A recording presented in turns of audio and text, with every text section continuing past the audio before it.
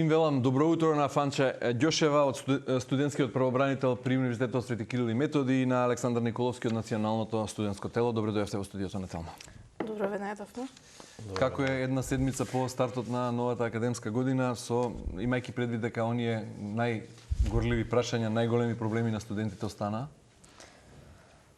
Па сега како секоја академска година се соочуваме со нови предизвици, така и оваа, така што и оваа година ќе се потрудиме или барем ќе работиме во насока на решавање на оние проблеми кои што најчесто ги засегаат студентите, а тоа секако се студентскиот оброк, студентските домови кои што сега нели се реновираат. Почна реновирањето и на Стив Наумов или не уште? Во фаза, Во фаза имаше. Кузман почна пролета? Да. До каде? Па се работи активно на Кузман. Нашиот студентски културен центар. центар. Почнете да звучите како политичари. Се работи активно. Што значи активно? До каде? Во која фаза е на реновирањето? Па ние не сме тие кои што го реновираме за да кажеме кој процент е реновиран, но од тоа што гледаме, затоа што нашата канцеларија е во рамки на студентскиот дом Кузман, односно во палатата Кузман, гледаме дека извадени се старите прозорци, моментално се глетува и т.н. Интензивно се работи? Да, интензивно се работи. А велите Стив почнува да новија или почна веќе?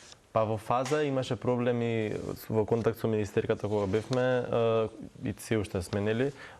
Имаше проблеми со одредени дозволи, но сега се е решено и веројатно се заградува просторот, треба да почне да се гради, мислам да се реновира во секој момент. Имате верба со оглед на тоа што имаме нова власт, нови надлежни во институциите, нова ректорка од претходната година, Добро. дека нешто ќе се смени или се менува? Тоа треба да се покаже на дело, кога ќе видиме, знаете, кога ќе ги видиме резултатите на крај, ќе знаеме нели што навистина се случува. Така што ние работиме во насока на притискаме од наша страна колку што може повеќе, што побрзо да се реновираат овие домови, што повеќе услови да се вложат за студентите. Но секако крајниот исход зависи од властите кога ќе биде завршено. Не се сеќавам точно, мислам дека беше на Лав Толстој една мудрост, една изрека за младоста, вели младоста е револуција која не е фаза, младоста е револуција која чека да се случи. Кај нас во Македонија некако еволуцијата, особено кога станува збор за младите, за студентските прашања, за она, нели, младите се нашата иднина, дека треба да инвестираме, да ги задржиме талентите дома, да им овозможиме најдобри услови, некако најбавно ни оди тоа. Го делите мојот впечаток или? Па, согласно до сега, од кога ние сме раководство на УСС УКЕМ и сега со новото национално студентско тело, нашата комуникација и координација со институциите на високо ниво и гледаме дека се случуваат промени, затоа што најбитно од се е прво да има добра комуникација. Претходно знаеме како поминуваат студентските протести во времето на студентскиот пленум и така натаму и како студентите беа тепани. Ние сега константно комуницираме секојдневно, јас и со Министерството за образование, и со представници од владата, и со ректорката, така да активно работиме на повеќе полиња во делот на подигнување на студентски стандард и квалитет на високо образование. Колку време трае таа активна комуникација и Па една година цела, секој ден. кога во таа смисла, таа зајакната комуникација и разбирање меѓусебно би резултирало со почеток на решавање на оние горливи проблеми кои се повторуваат секоја година. Еве јас ќе ве потсетам само на што најмногу вие подобро знаете од мене, недостиг на опрема за практична настава. Сменето е нешто низ годиниве? Не. Во кој дел практична настава? Во кој лаборатории, опрема на факултетите, значи технички кадар, Во дел на опрема, студентите не се жалат дека има недостаток, значи ние комуницираме секојдневно со Добра опремата на факултетите? Добро се опремени македонски факултети? Секогаш може подобро. Секогаш може подобро, но дека недостасува не е ситуацијата да нема, туку дека може да биде подобра. Тоа што ситуацијата не е задоволителна е едно, а дека нема е друга работа. Сега оценка во однос на квалитетот на учебници?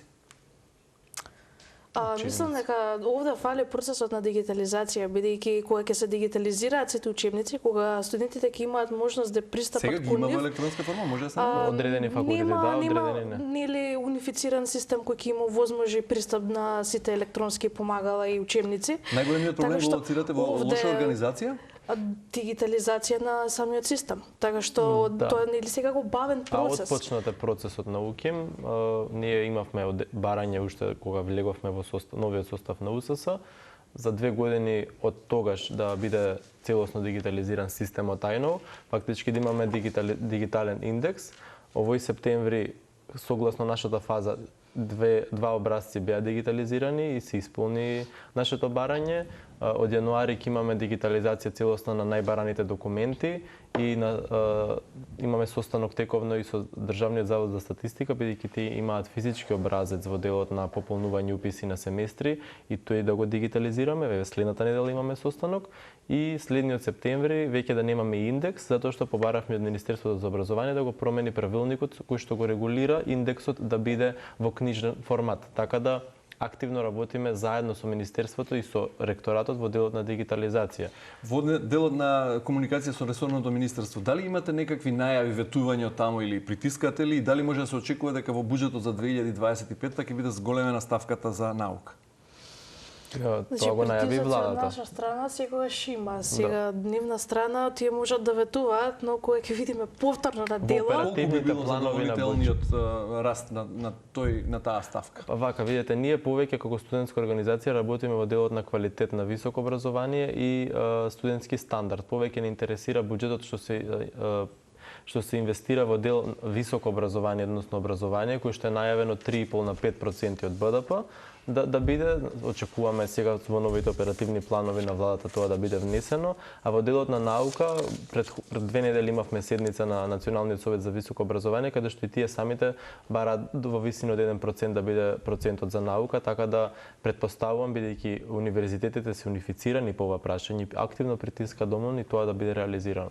Новата зграда на Финки ќе се гради, минатиот пат бевте во студиото со колега од Финки од таму. Точно. Кажете ми докаде е таа работа? Ние пративме барање до владата за средба со премиерот во однос на ова прашање. Се уште чекаме одговор и исто така пративме и барање до владата во делот на изгледот на тие згради да не бидат со барокно решение, односно да бидат во футуристичко модерно решение согласно трендовите.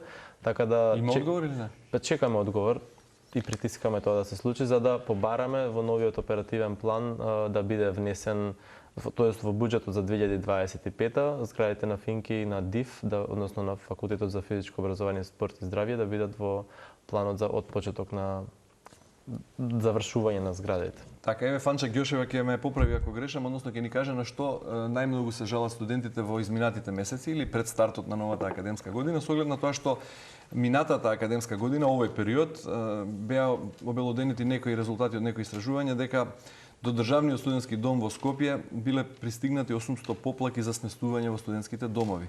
Оваа година со оглед на реновирањето бројот на сместувачки капацитети е намален за неколку илјади. Што прават тие студенти? Киријата е висока, трошоците за сместување по станови се големи. Таа им е поскапа варијанта во секој случај. На што најмногу се жалат сега? Апсолутно дека ова представува проблем за студентите, бидејќи со намалени капацитети делумно одредени студенти нема да можат да најдат сместување. И додека се реновираат овие капацитети кои што се сега, студентите ќе наидуваат на проблем. Сепак тоа што сега се прави е генерално, нели, мислам го актуализираме муабетот за намалување на кириите, за унифицирање, за да нема, нели, преголеми кирии кои што ќе паднат на товар на студентот. Како можете вие да влијаете за намалување на кириите? Вака, имаме предлог во делот на програмата на Националното студентско тело, во делот за студентски стандард и студентско сместување, бидејќи тоа спаѓа во студентскиот стандард за ограничување на висина на кирии во универзитетските градови. Тоа сакаме да го направиме во согласно со клубот на млади пратеници. Имавме минатата недела состанок и со претседателката на Комисијата за образование, наука и спорт. Сега во делот на студентското сместување се уште е активен повикот за сместување на студенти. Министерството за образование и наука објавува 2 конкурси. Објавува еден конкурс кој што е во текот на септември и сега има втор активен. Ние ќе имаме неделава средба со министерката. Нашиот предлог во делот на студентско сместување, доколку има студенти кои што побарале сместување, ги исполнуваат условите и не се сместени, да им се даде субвенционирана сума која што Министерството за образование и наука ја плаќа во домовите како дел за сместување за студентите, затоа што студентите плаќаат пола сума плаќа МОН. Фактички, чекаме да видиме колку студенти ќе останат без сместување, затоа што до сега нема такви. Тие кои што беа одбиени, заедно со МОН работевме да бидат прифатени. и тоа го правевме исто претходната недела. Од 150 приговори, 60 студенти беа прифатени повторно да бидат сместени. Така да, кога кажувам дека активно работиме, не дека се слушаме на телефон, туку активно носиме промени во делот на Потребни ли се реформи во Законот за високо образование? Да, се работеше на тоа и колку вашиот глас ќе биде тука слушнат? Ќе учествувате ли во измените на закон? Ќе бидете ли учествувавме. Јас сум член на интеруниверзитетската конференција. Да, и со тоа што на пример имаме членови во различни органи и тела. Што сугериравте вие како студентска фела во Законот за високо образование? Ние најмногу се задржавме на дело студентско организирање, кој што нели според нашиот манифест што го имавме создадено, пробавме да ги инкорпорираме деловите од студентскиот манифест во самиот закон. Така што тука се задржавме баш на принципот на студентско организирање и како треба едно студентско организирање да личи. Бараме нели поголема автономија, но и повеќе права за студентите, кои што сепак нели не се инкорпорирани. Сега имаме само 15 права во Законот за високо образование. Тоа исто така треба да се промени. Кога може да се очекува промена на Законот за високо образование? Нов закон? Март. Да почне поставката, мај да се изгласа. Добро, во однос на студентскиот стандард, зошто сите трошоци растат, се зголемува на некој начин во државата, барем според оние макроекономски показатели, студентскиот стандард се намалува? Или ајде по-конкретно да ве прашам, што е со оној студентски оброк? Остана висина 840 денари, дали сте задоволни со тоа? Имаше и протести пролетта за таа работа? Не беше за оброкот. Не беше за оброкот, протестот, да. Висината согласно инфлацијата, значи во Законот за студентски субвенциониран студентски оброк пишува дека висината на оброкот ќе расте согласно растот на трошоци на живот. Сега 120 беше дневната сума, ја покачи на 140 минатата година. После дозволи на неделно ниво да ги трошите парите? Да, согласно нашето барање. И сега анализата за висината на субвенциониран студентски оброк е окей, односно висината моментално, затоа што кој ќе се спореди со другите земји и со висината кој што оние имаат, нашата е сосем задоволителна. Бидејќи мерката е субвенционирана, тоа значи дека одреден дел од сумата покрива за трошокот за храна, а кај нас има локали кои што даваат целосен оброк за 140 денари. И студентите во Скопје, ние како Универзитетско студентско собрание направивме и мапа на локали каде што може да си купат оброк за во висина 140 денари или готвено јадење, така што висината е окей, конкретно ние работиме на мерката да биде овозможена и за студенти кои што се вработени, кои што работат, им требаат средства, моментално со овој закон тие не може да земат оброк, и за студенти кои што се од социјално ранливи семејства, кои што земаат семејна пензија, бидејќи законот ограничува таму во висина на минималната плата да нема поголеми примања, минималната семејната пензија е толкава, па и тие се на некој начин дискриминирани во однос на земање на студентски оброк, а им требаат тие средства, не се малку. Така да тие финеси треба да ги дотераме. Во однос на висината немате забелешки сега? Сега за сега немаме. Со министерката имаше најави дека ќе биде на 160 денари. Ние би оделе прво да се сменат овие работи, околу 10.000 студенти дополнително да добијат студентски оброк, па ако останат средства да се покачи на 150. Ама ви кажувам дека во Словенија, на пример, оброкот е 4 евра дневно, они доплаќаат 3, 4, 5 евра за да јадат оброк. Кај нас се доплаќа 50 денари, да речеме, и за 200 денари ти имаш отприлика, мислам, имаш таман доволно нутритивно количинско јадење за еден оброк и со витамини, минерали, и со јаглихидрати, и со протеини. Настрана од сместувањето во домовите, квалитетот на храната, хигиената што е таму, студентскиот оброк, висината, кои други привилегии или бенефити или поволности како студенти ги имате, што е со бесплатниот сообраќај во вакви услови какви што е градскиот сообраќај, дали сте задоволни? Вака имаше некои најави во делот на дека ќе нема веќе превоз, ја се слушнав со градоначалничката, разговаравме, среден е тој проблем, ќе има до декември сигурно бесплатен градски превоз, а министерката од декември ќе си продолжи, односно министерството, да си ги плаќа трошоците за студентите.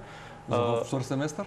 Да, од јануари ќе има, да. Само што ние сакаме и за студентите кои што се на втор циклус на студии да има бесплатен јавен превоз, и за трет, за оние кои што не се вработени, за да го подигнеме стандардот и таму и да им се заблагодариме на студентите кои што решиле кариерата да ја градат во Македонија преку втори, трет циклус на студии. Сега во делот на меѓуградски превоз ние бараме да продолжи исплата на ваучер системот до 1200 денари месечно како што беше во претходните 6 месеци, односно претходниот летен семестар. Баш вчера побарав уште еднаш средба со министерот за транспорт, бидејќи сакаме тоа да го возможиме, а доколку не биде тоа, да има одреден попуст за студентите кои што патуваат од другите градови, затоа што согласно националната стратегија донесена во 2023 за млади, Министерството за транспорт и врски должно е да обезбеди превоз попуст за билетите кои што се за меѓуградски сообраќај за сите студенти во државата.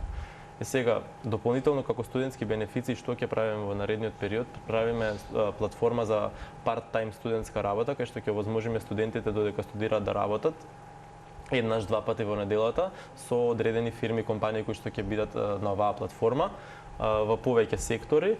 Другата работа е работиме на најавените ваучери за туризам кои што ги најави Министерството за економија. Околу 7000 студенти треба да се опфатени со оваа мерка, да добијат 150 евра од прилика, да видиме сега колку буџет ќе ни одобри Министерството за економија, ма активно работиме за од јануари да може да одат на одмор во Македонија, да ги искористат и да се раздвижи македонскиот туризам. Третата мерка на која што работиме е ваучер систем за задржување на младите по дипломирањето тука и привлекување на македонските студенти кои што се во странство.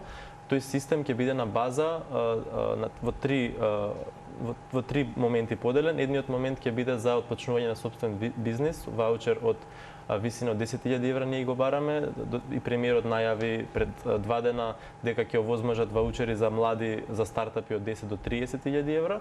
Вториот момент е за продолжување на образованието на магистерски и докторски студии да бидат целосно покриени од државата во висина на тој ваучер. И третиот момент е за студентите кои што се од културните науки, да речеме од факултет за музичка уметност, драмска или ликовна, да може да отворат галерија, да купат опрема за бендови или да купат опрема за снимање.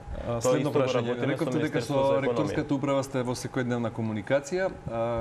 Што работите во насока или што превземаат од таму за враќање на рейтингот, односно на местото на најстариот и најреномиран универзитет во земјава на место на кое му припаѓа, за да не бидеме на дното на опашката и на универзитетите во регионот и да не нема на таа шангајска листа со години?